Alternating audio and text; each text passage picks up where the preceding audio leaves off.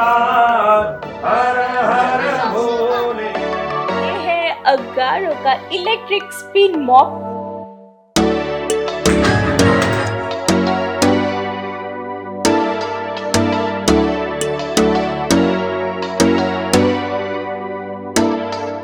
Hey guys, welcome back to my channel. तो आज शिवरात्रि है, घर पर शिव जी की पूजा बहुत अच्छे से सुबह ही हो गई थी।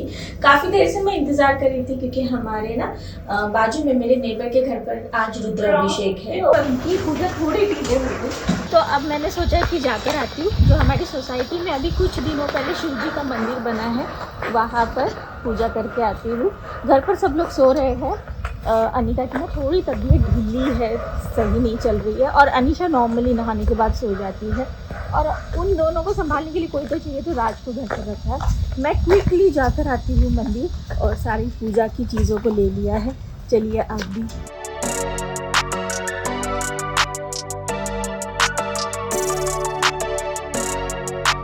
हमें ये बग्गी मिल गई, चलो बहुत आराम से अभी हम लोग मंदिर पहुंच जाएंगे। सोसाइटी ना काफ़ी बड़ी है, इतनी बड़ी है कि गेट तक जाने में आधा किलोमीटर लग जाता है, मतलब आधा किलोमीटर का रास्ता है और वहीं पर मंदिर है। तो अच्छी बात यह है कि ये मिल गई बग्गी, जिससे जाना थोड़ा आसान हो गया। आते समय भी मिल जाएगी तो सही रहेगा। दिल में मेरी सखियाँ मिल गई। सखियों हेलो कर दो। हाय सखी। Hi happy Shivratri. मजा आ गया सब लोग मिल लिए। हाँ, ये अनप्लान था, बिल्कुल प्लान नहीं था। प्लानिंग कोई नहीं थी। भोलेनाथ की कृपा है, भोलेनाथ की कृपा है कि आपसे मिलाना था, इतनी प्यारी लेडी से मिलाना था। मंदिर है हमारे सोसाइटी का।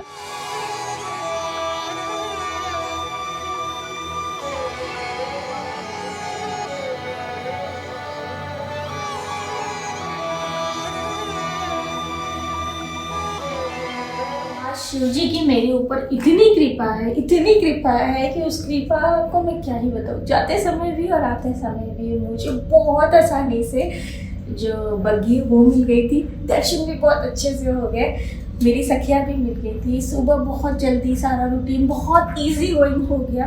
मतलब कुछ दिन ऐसे होते हैं कि सब कुछ आसानी से हो जाता है। और मैं मंदिर पता है शाम को जाने वाली थी, पर कुछ ऐसा हुआ कि भाई अभी चल लेते, तो बस हो भी आई। हर हर भोले शिवा गंगाधराय भोले गंगाधराय। बस अभी लौटी हूँ अपने गर्ल गैंग के साथ, एक बहुत ही प्यारा सा लंच करके। वैसे ये लंच इस खुशी में था कि हमें दुख हुआ था कि सेकंड टाइम हमारी किट्टी कैंसिल हुई है।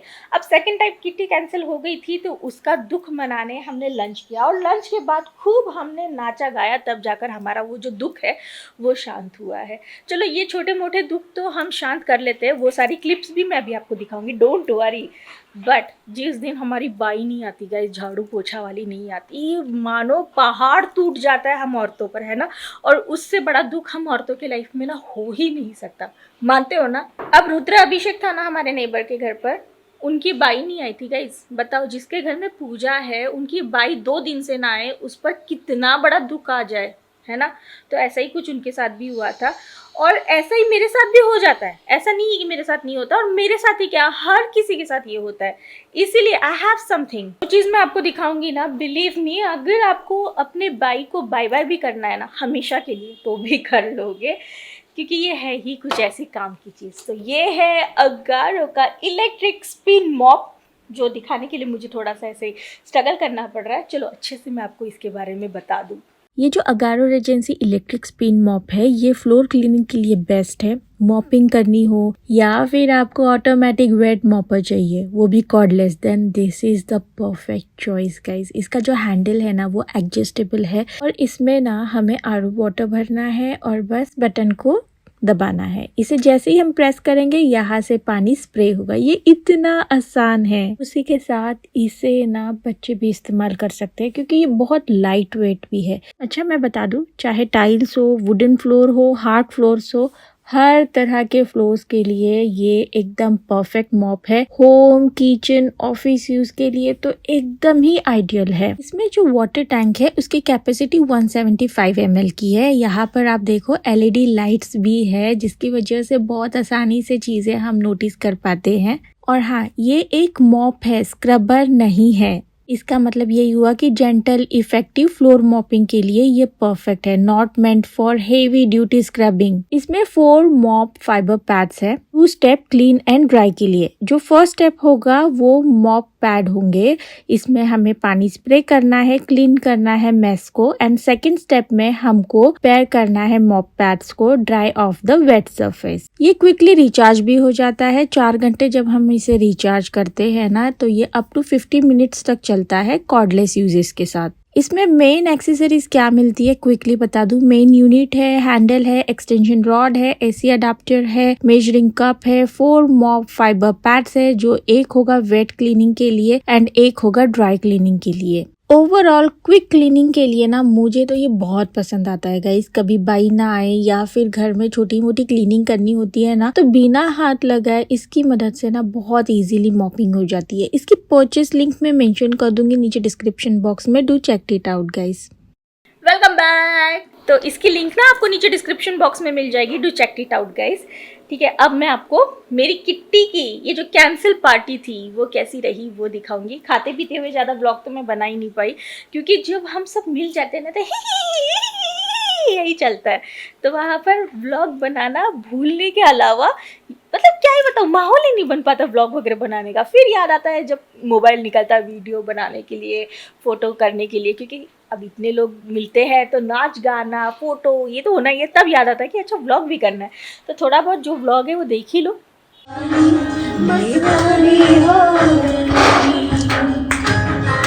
आ जाओ, ये तो पार्टी शुरू हो गई। गाना सही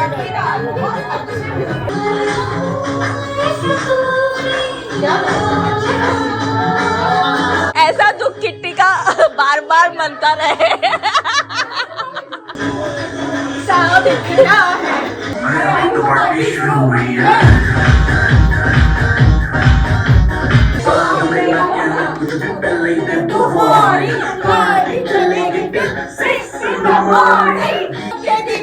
जिसके बम में है दम।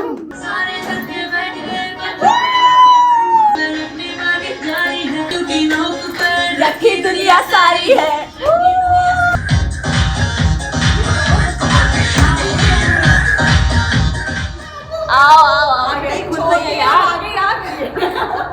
गाइस हमारी ये किट्टी की दुख की पार्टी कैसी रही?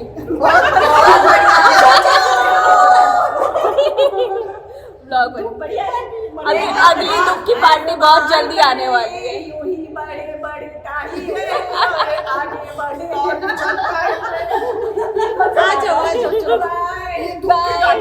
अच्छा, वेलकम बैक। कितनी बार आज आपको वेलकम बैक करना पड़ रहा है मुझे, है ना। मौसम धीरे धीरे ना बहुत अच्छा हो रहा है, मतलब you guys can see I am not wearing sweater any more. नहीं तो मैं पक गई थी स्वेटर पहन कर। और आई थिंक इस साल का ये फर्स्ट टाइम है जो मैंने इस तरह से अपनी स्लीव्स थोड़ी कम की है, क्योंकि गर्मी आ गई है गाइस। पंखे की ज़रूरत है, पर अभी पंखा नहीं ऑन किया है, क्योंकि पंखा ऑन करो तो हल्की फुल्की ठंडी लगती है और पंखा बंद करो तो गर्मी लगती है। तो वो वाला सिचुएशन इस समय हो रखा है। उसी के साथ बहुत सारी चीज़ें चल रही है गाइस बैकग्राउंड में। मेरे ऊपर इतने वीडियोस पेंडिंग है कि रोज़ काम करना पड़ेगा, तब जाकर मेरा ये पेंडिंग वर्क ख़त्म होगा। और मैं आपको बता दूँ, मेरी सोर्स ऑफ अर्निंग यूट्यूब है। मेरी, आई एम सेइंग मेरी, नॉट माई फैमिली की। मेरी फैमिली की जो सोर्स ऑफ अर्निंग मेरे हस्बैंड देख लेते हैं, वो एक बिजनेस कर रहे हैं, उससे पैसा आता है। तो कुछ लोगों को लगता है कि सारा पैसा मैं ही कमा रही हूँ। नहीं, मैं कमा रही हूँ अपने लिए, या जितना मैं कमा रही हूँ उतना मेरे लिए काफ़ी हो जाता है। बहुत बार मुझे क्वेश्चन आता है कि किरण तुम कितना कमाती हो। तो अगर आप 5-6 साल पहले की बात करते, उस समय मैं बहुत सही अर्न कर रही थी। मतलब आप सभी को मैंने एक एस्टिमेट बताया था कि भाई हर महीने एक 4 से 5 लाख वाली गाड़ी मैं खरीद सकती हूँ, इतना मैं कमा ले रही थी 5 साल पहले। ठीक है, काफ़ी सालों तक मैंने इतनी अर्निंग की है। ठीक है, पर इस समय अगर आप पूछो कि किरण कितना कमा रही हो, तो पिछले 2-3 साल से, जब से मैं लखनऊ आई हूँ।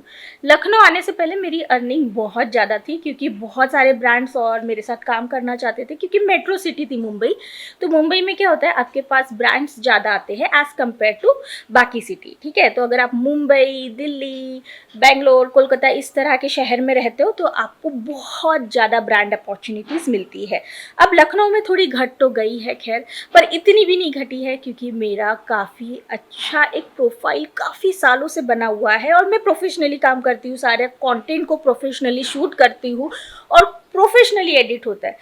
तो अभी भी मेरे पास काफ़ी ब्रांड्स आ जाते हैं कि मैं उन्हें भी नहीं संभाल पाती हूँ, कभी कभी ये माहौल भी होता है। तो कमाती कितना हूँ, तो पिछले 3-1 साल से इतना कमा लेती हूँ कि हर महीने कम से कम एक आईफोन में खरीद सकती हूँ। मतलब आईफोन की कीमत आप सभी को पता है, लगभग 1.5 लाख तक रहती है, और नहीं थोड़ा सा ज़्यादा ही कमाती हूँ गाइस। तो इतना मैं हर मंथ कमा लेती हूँ, नॉट शोइंग ऑफ। बहुत लोगों को क्यूरियोसिटी रहती है कि भाई किरण तुम कितना कमाती हो, तो ये मेरी सोर्स ऑफ अर्निंग है। यूट्यूब में ना आप एग्जैक्ट नंबर नहीं बता सकते हो, पर हाँ एक आप आइडिया दे सकते हो। तो मैंने आपको आइडिया दे दिया है कि हाँ भाई हर महीने एक आईफोन कम से कम मैं खरीद सकती हूँ, बिना सोचे बिना वो किए। तो इतनी मेरी अर्निंग है, ठीक है। अब ये क्वेश्चन नहीं रहा, और ना ही कोई मुझे ये बोलेगा कि ओ तुम शो ऑफ कर रही हो। तो I am not showing off. आप सभी में से बहुत लोगों ने मुझे पूछा था कि कितना कमाती हो, अब बता दिया, क्लियर हो गया ना, ठीक है ना, है ना। इसके ऊपर और क्वेश्चंस नहीं, ठीक है। इस व्लॉग में हमने काफ़ी पैसों की बात कर दी एंड आई रियली होप कि ये पॉजिटिवली आपको मोटिवेट करेगा, क्योंकि कई बार ना हम औरतों को ना छोटी छोटी मोटिवेशन की ज़रूरत पड़ती है, और उसके लिए ना हमें यही सारी वीडियोस से ना एक बहुत अच्छा मोटिवेशन मिलता है। तो मेरा ये पार्ट आपके लिए एज अ मोटिवेशन काम करेगा, मैं यही मानती हूँ। चलिए आगे बढ़ते हैं। तो यहाँ पर जिस चीज़ का दूध मैंने बनाया है वो है सोया का। सोया को ना मैंने काफ़ी देर पहले ही भिगो दिया था, और भिगोए हुए सोया बीन्स का मैंने यहाँ पर दूध बनाया है, जिसके लिए मेरे पास नट मेकर मशीन है, जिसके बारे में मैं ऑलरेडी आपके साथ पहले ही किसी व्लॉग में शेयर कर चुकी हूँ। तो बस उसी की मैंने आज कॉफी बनाई है। तो कॉफी बहुत टेस्टी थी, एंड साथ ही साथ बाय द वे ये नेक्स्ट डे का व्लॉग है। सुबह नाश्ते में एवोकाडो टोस्ट बना रही थी। आजकल ना पता नहीं क्यों यहाँ पर ये बड़ा सस्ता मिल रहा है, 99-95 रुपीज ईच ऐसा ये फ्रूट मिल रहा है। वैसे ये फ्रूट में आता है कि वेजिटेबल में आता है, मुझे लास्ट टाइम किसी ने बताया था कि ये वेजिटेबल में आता है, किसी ने बोला था फ्रूट में आता है। मुझे लग रहा है मुझे खुद की रिसर्च करनी पड़ेगी। तो कुछ इस तरह से इसका बीज मैंने निकाला है। ये सारी चीजें मैंने ऑनलाइन ही सीखी है। पहले से ही ना मुझे ये फ्रूट हो या सब्जी हो जो भी है काफ़ी पसंद है। मतलब ये काफ़ी बटरी टेक्सचर के साथ आता है, और इसका कोई स्वाद ऐसा स्पेसिफिक होता नहीं है। इसमें आप जो भी डाल लो ना ये उसका स्वाद ले लेता है, एंड मुझे ना इसका ये बटरी टेक्सचर काफ़ी अच्छा लगता है। तो ब्रेड के ऊपर बढ़िया से इसे लगाया like a spread, and coffee के साथ इंजॉय किया। थोड़ा सा चीज़ भी लगाया है, और बहुत सारी वेजीज और कट हुई है। ये कट हुई है स्पेशली फॉर पास्ता। अनिका को पास्ता बहुत पसंद है, तो मैं कोशिश करती हूँ कि उसके पास्ता में ना खूब सारी वेजीज डालूं। और यहाँ पर ये मैं बना रही हूँ मेथी की प्याज लहसुन मिर्च वाली सब्जी। मेथी ना मेरे घर में हर दूसरे तीसरे दिन बनती है गाइस, मतलब राज को बड़ी ज्यादा मेथी पसंद है। तो आज मैं ना प्याज टमाटर वाली मेथी बना रही हूँ, और खूब वेजीज वाला ये पास्ता रेडी है। अनिशा भी उठ चुकी है, और ये पुराने मेरे इडली के बर्तन के साथ खेले जा रही है। इसे ना कुछ ऐसी चीजें दे दो ना तो ये बड़े मजे से कुछ देर तक खेलती रहती है। तो मैं ऐसे ढूंढ ढूंढ के बर्तन ही से निकाल कर देती रहती हूँ। फिर आज लंच में मेथी बनी है, तो अनिका तो खाने से रही मेथी। तो बस क्विकली पनीर के लिए ग्रेवी बनाई, और पनीर के क्यूब्स को काटा और उसमें डालकर इसके लिए ये पनीर की सब्जी बना दी। बस ऐसा ही मेरा रोज का रूटीन रहता है कि सबके लिए कुछ अच्छा हेल्दी बनाऊं, अच्छा बनाऊं, घर का बनाऊं। बस क्या, फिर मेरे दिन ऐसे ही रोज के रोज जाते रहते हैं। आई रियली होप कि आपको ये व्लॉग अच्छा लगा होगा। इनकेस हाँ तो लाइक करके जाइएगा। मिलती हूँ अगले व्लॉग के साथ। Till then bye bye, take care.